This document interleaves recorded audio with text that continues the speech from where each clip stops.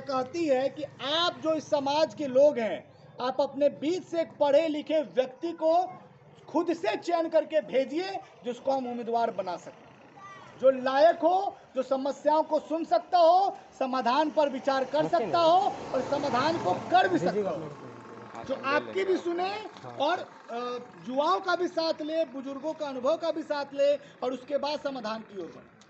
तो हम आज आपके पास इसलिए आए हैं कि आप अपने समाज से एक बेहतर व्यक्ति को निकालिए जो आपका प्रतिनिधित्व कर सकता है और उसको उम्मीदवार बनाएगा। दूसरी बात है, अभी हम लोग जहाँ बैठे थे वहाँ पे बहुत तार्किक बात एक बुजुर्ग महिला थी, उन्होंने कहा कि विधायक बनने के बाद जो है ना परिस्थितियाँ बदल जाती हैं, हम ही जिसको चुन के देंगे वो पता नहीं क्या हो जाएगा विधायक बनने के बाद। तो हमारी पार्टी तमाम समस्याओं का समाधान लेके चल रही है।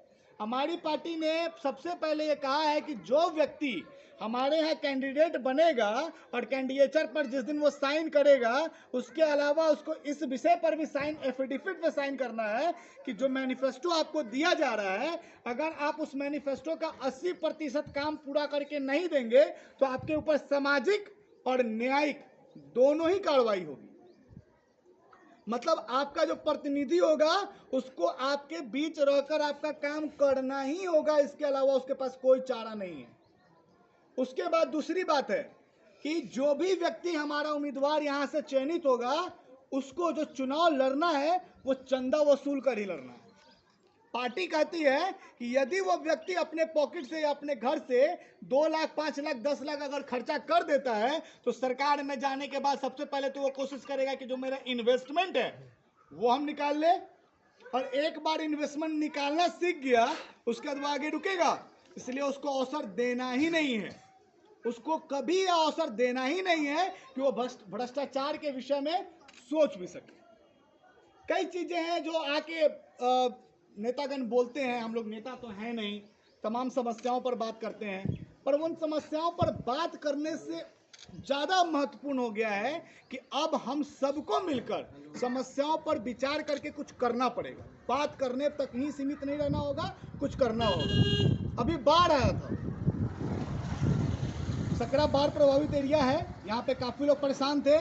कई नेतागण आए, आप लोगों को या यहाँ पे जो भी बाढ़ग्रस्त इलाके के लोग थे उन लोगों को क्षणिक लाभ दिया। कभी किसी को मिठा चूरा दे दिया, कभी किसी को कुछ पैसा दे दिया, कुछ लोगों ने अपना ब्लॉक में नाम दिया होगा, उसको भी कुछ पैसा मिल गया। पर कोई आके आपसे बात करके गया कि मैं इस बात पर विचार कर रहा हूँ कि अगले वर्ष आपके यहाँ बाढ़ ही ना आए? क्या कोई परमानेंट सॉल्यूशन की बात करता है? कोई आकर कहता है कि हम इस पर विचार करें कि यह पूर्ण रूप से इसका समाधान हो जाए? क्यों? कोई नहीं करेगा, क्योंकि जैसे ही बाढ़ का समाधान हो जाएगा अगले वर्ष वो क्या कह के आपको वोट मांगने आएंगे, उनका अवसर ही बंद हो जाएगा। तो इन तमाम चीज़ों पर अब विचार करने की आवश्यकता है और उम्मीदवार आप लोगों के बीच से आप लोग ही देंगे। उसका इंटरव्यू होगा, जब वो अप्लाई करेगा तो उसका इंटरव्यू होगा, हर पैमाने पे उसको जांचा जाएगा, उसके बाद उसको उम्मीदवार बनाया जाएगा। प्रक्रिया शुरू हो चुकी है। आप लोग भी, आप जो भी लगता है यह व्यक्ति हो सकता है उसका आप लोग आवेदन दे सकते हैं।